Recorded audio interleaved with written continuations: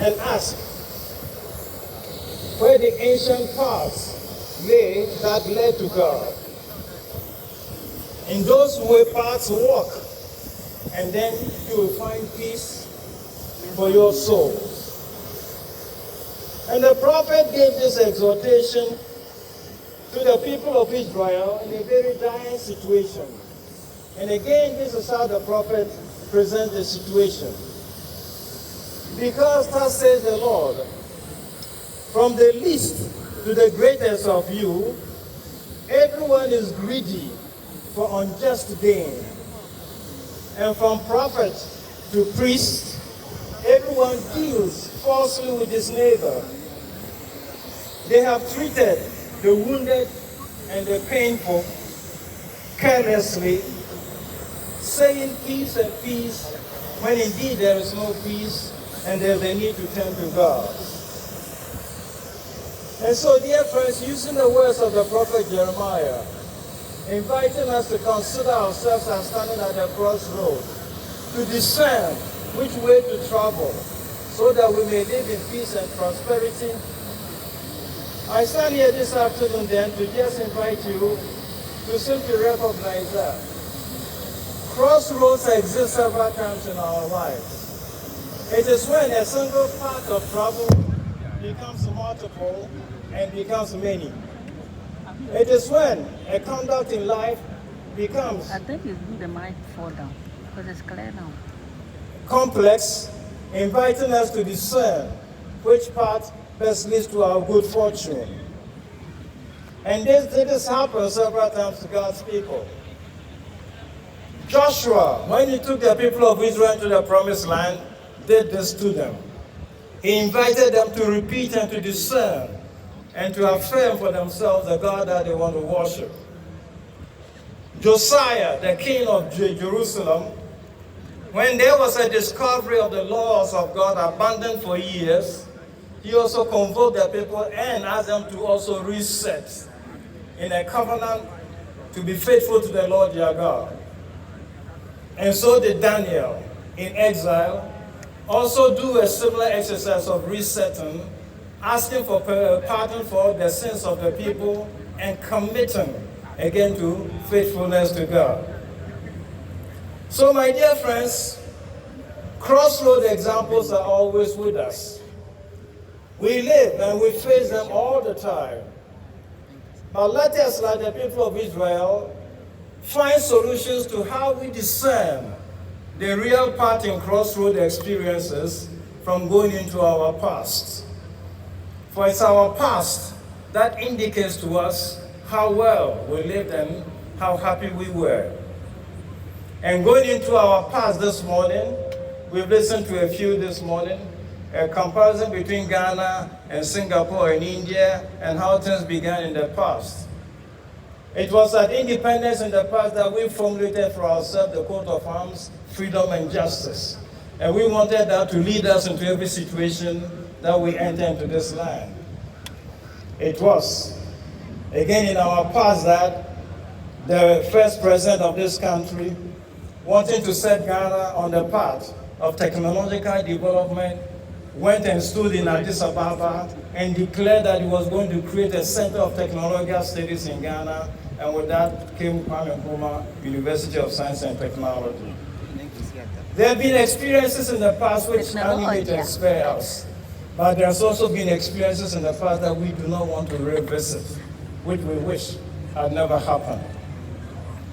But my dear friend, when we revisit all of these to discover the good things of our past, it is to enable us to serve the well-being of all, what we call the common good. And talking about common, it's just an experience that we do not want to eschew or keep anybody out of. And I'd like to illustrate that with a small story. Just came last night from Nairobi. In East Africa, there is the Rift Valley. In the Rift Valley, there is a community that lives, that keeps a portion of land as a common for everybody to graze his cow and his sheep on that land. Just that, they determine how many sheep and how many cattle anybody can bring to graze on that land. When anybody, for any reason, It's for me. either for the purpose of gain, would increase the cows or the sheep that they will bring to graze on the land, it will cause the land to fail to serve the public good. And the land will create a lot of negative externalities which others will have to assume. So the pursuit of common good requires regulations. Regulations which members of the community will have to abide by. Otherwise, the common good fails to serve the need of the commons. Here in Ghana, we live on a land with a lot of endowments and riches about which we have prayed again this morning. And thank God for. The wealth of this land with everything that exists here are for Ghanaians.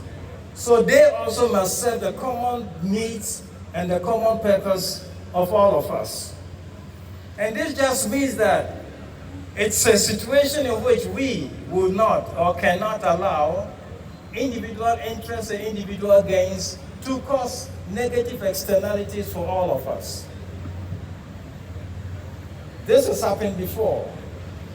And when in the past this happened, as in Austria in the Alps, they created an expression called the tragedy of the commons. And the tragedy of the commons is when people who depend on the common property so abuse it that the property fails to serve the needs of everybody in the society. So dear friends, gathered over here, I think at the Republic, gathered for this celebration here of our Day of Republic, while we listen to the prophet Isaiah and Jeremiah invite us to discern the right parts of the past on which we walk to victory and to blessings, let us also recognize one thing. We've listened to pastors come this morning and exhort us. The transformation of this land will not simply be the task of the president, with all the good intentions that he may have. The transformation of this land depends on us. We have been presented as not to be only religious, but to be people of also spirituality and virtue. And so, my dear friends, all of us guided here Christians, I just like to tell you that biblical religion says one thing about all of us. Biblical religion means that our belief in God entails our vision of the world and our place within that vision. So anyone who believes in God must also formulate for himself his vision or her vision of the world, and must go on to formulate his own position or place within this vision. So whatever vision of Ghana we've gathered here to express, we need to recognize it doesn't suffice to formulate and express a vision. We need to go ahead and formulate also our own places within that vision. And that just means that we're looking for virtuous Ghanaians.